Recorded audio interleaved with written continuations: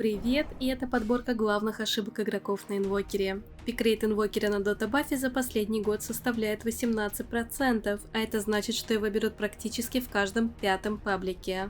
Я очень люблю смотреть реплеи и недавно заметила, что основные ошибки, которые допускают даже самые заядлые спамеры инвокера, почти у всех одинаковые и повторяются из матча в матч. Несмотря на многолетний опыт и даже место в топе дота-бафа, я не являюсь исключением из этого правила. Абсолютно так же, как и все, я ошибаюсь. Я решила выделить самые главные, грубейшие ошибки при игре на инвокере. В основном они относятся к экзорту. Поехали! Начнем с простого, а это наш мана-менеджмент, говоря более приземленно то, как мы расходуем ману. Это касается стадии лайнинга, и тут, как правило, нарисовываются два сценария. Первый – мы не тратим ману на линии. Очень многие игроки недооценивают колд-снэп первого уровня, считая лишним вообще его использовать. На самом деле это один из сильнейших скиллов для выбивания ресурсов. Главное – правильно его нажать. Если наша позиция неверная, 1,5 микростанищие тычки бесполезны. Вот что случается, когда враг в уязвимом положении позволяет себе нас райт-кликнуть под пачкой. 3 милли-крипа мгновенно на него переагриваются, и тут мы не имеем права не нажать колд-снэп. Поздравляю! Всего за 100 маны мы заставили противника потратить фласку. Второй сценарий. Мы используем много маны там, где это не нужно. Например, чтобы добить лоу хп таргет, мы предпочитаем скастовать бласт вместо условного торнадо или боковой стенки со снэпом. Все, конечно же, ситуативно. Но вот мы потратили 300 маны, и на ее восполнение даже под Clarity уйдет больше 30 секунд. То же самое с метеорами для отпуша лайна с экзортом в 3 единицы. Это мелочи, но крайне ненужные, и они заставляют нас покупать много расходников, откладывая тайминги.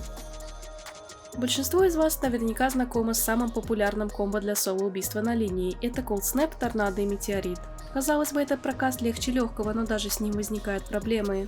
Вы когда-нибудь ловили себя на том, что, нажав эти 3 спыла, нанесли как-то слишком мало урона, а враг еще и быстро стрейфанулся от Cold Snap? Тут вы либо использовали прокаст, имея квас только в единичку, либо у вашего врага были капли.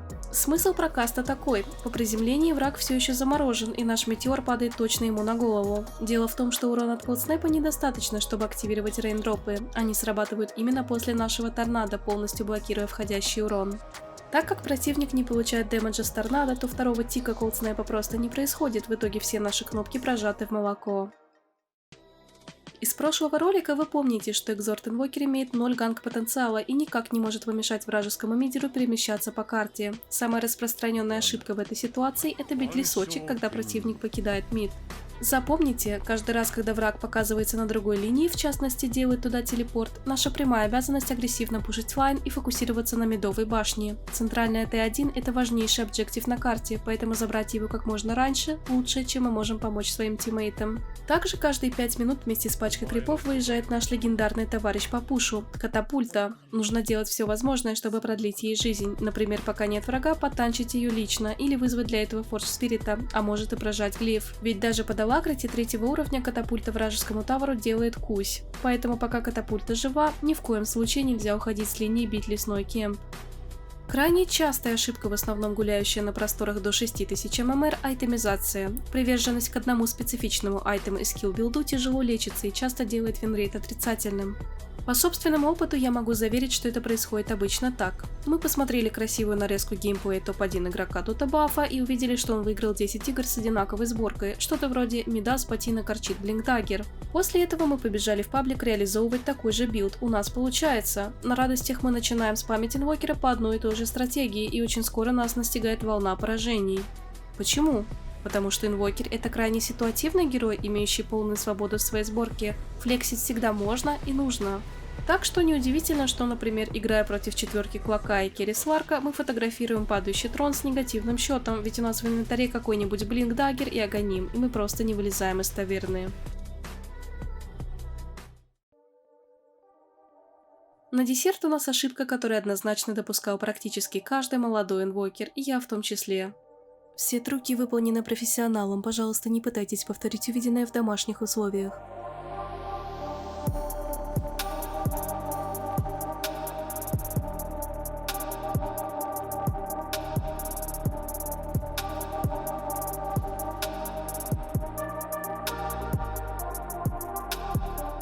У этого игрока 5к ММР, на инвокере почти 4000 матчей, и как вы заметили, он очень хорошо нажимает кнопки. Проблема лишь в том, в кого он их нажимает. Чтобы убить Бэйна, было достаточно дать на себя лакрити, вкастовать Cold Snap и вызвать Форджа, чтобы если что снять с себя слип.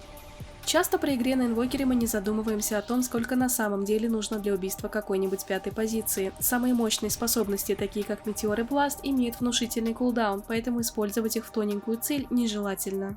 Еще хуже обстоят дела, если в тимфайте мы тратим важные спылы не в тех героев. О правильной позиционке и приоритетах в использовании прокастов мы поговорим в отдельном видео. Подведем небольшой итог. Мы должны грамотно расходовать свою ману, чтобы реализовывать потенциал героя на линии, но и не тратить ее впустую без необходимости. При соло-киллах обязательно прокликиваем инвентарь врага. Если у него капельки или у нас квас маленького уровня, скорее всего прокаст не удастся. Обязательно играем с катапультой. Баф от нашего лакрити просто зверский. Всегда стараемся наказывать противника за то, что он ушел с линии. Пробуем разные билды и всегда ориентируемся на пик врага. Универсальных сборок не существует. Не выбрасываем в окно важные способности ради убийства цемки с транквилами и стиком. И, наконец, ставим лайк и ждем следующее видео.